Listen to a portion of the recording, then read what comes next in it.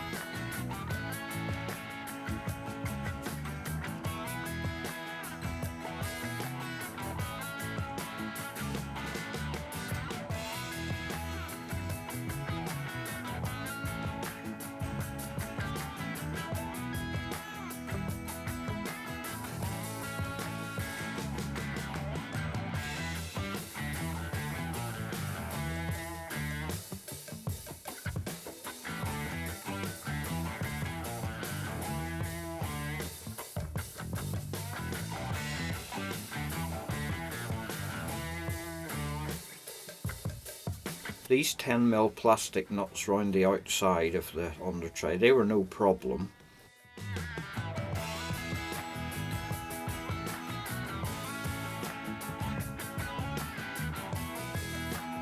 And there was a wee clip attaching the under tray to the mud guard. I got that off using one of those wee doodads that you use for prizing the clips off the inner wheel arch lining. You know the ones I mean.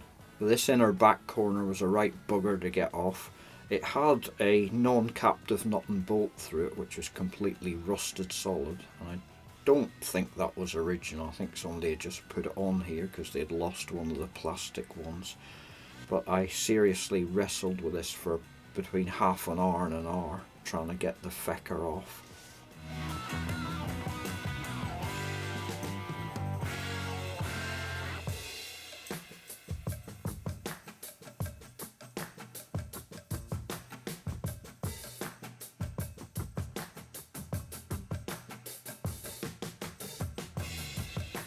Along the inner edge of the under tray here, it's bolted through on the same bolts and holes as the heat shield from the exhaust, so you need to kind of loosen that off and slide the under tray out from underneath.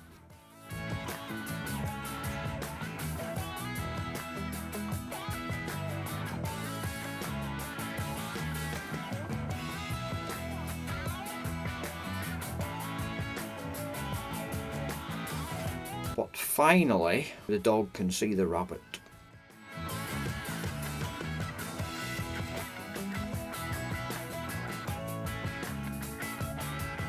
So I'm just checking here that the replacement matches before we do any more dismantling.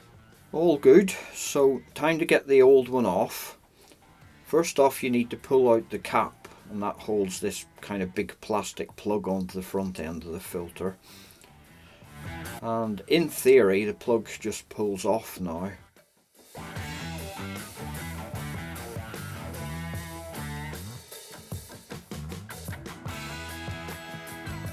But as you can see here, it was stuck on pretty bad, and so I needed to give it a bit of a persuader. It was a bit nerve-wracking as the body of the filter is actually made of quite soft aluminium, so as you're prising against it, it tends to bend.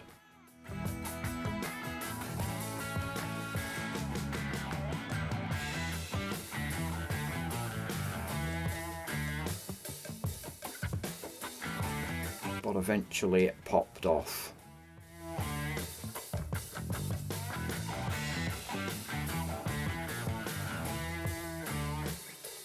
Sorry about the rubbish camera angle here. I couldn't really move the camera because my paws were covered in diesel, quite apart from there being nowhere room to put it anywhere else. But the other end, it's just one of those wee pretty standard fuel line to fuel filter plugs where you just squeeze the tabs on the side in and pull it off. Pretty easy. Then just undo the plastic clamp.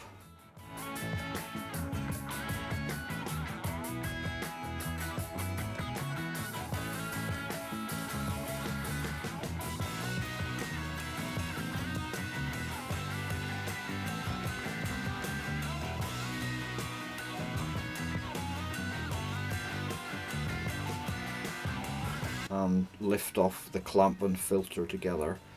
The fuel line coming from the right hand side, that's clipped onto the clamp, so you need to free that off too.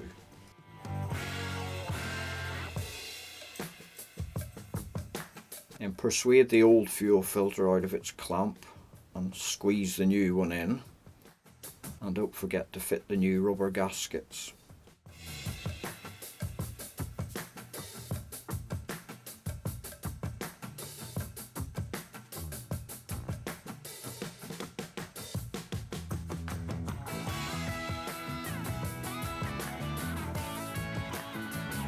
The end plug went on a bit easier than it came off, and you can tell when it's pushed in properly because the channel for the clip to go into will line up, so you'll kind of see as you do it.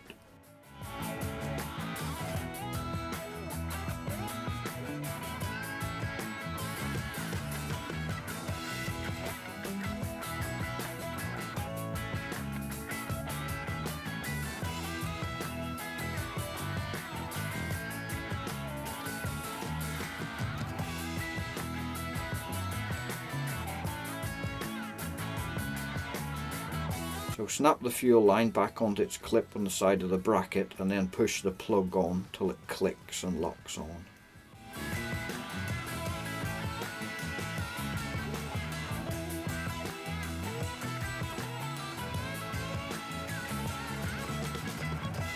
Then refit the bracket, and barring refitting the under tray, we're good to go. Before I fitted the under tray back on, it was time to see if the old boy would start, and also to check for any leaks. I forgot or couldn't film the first startup because it had gone too dark. But here's a dramatic reconstruction. So what I did was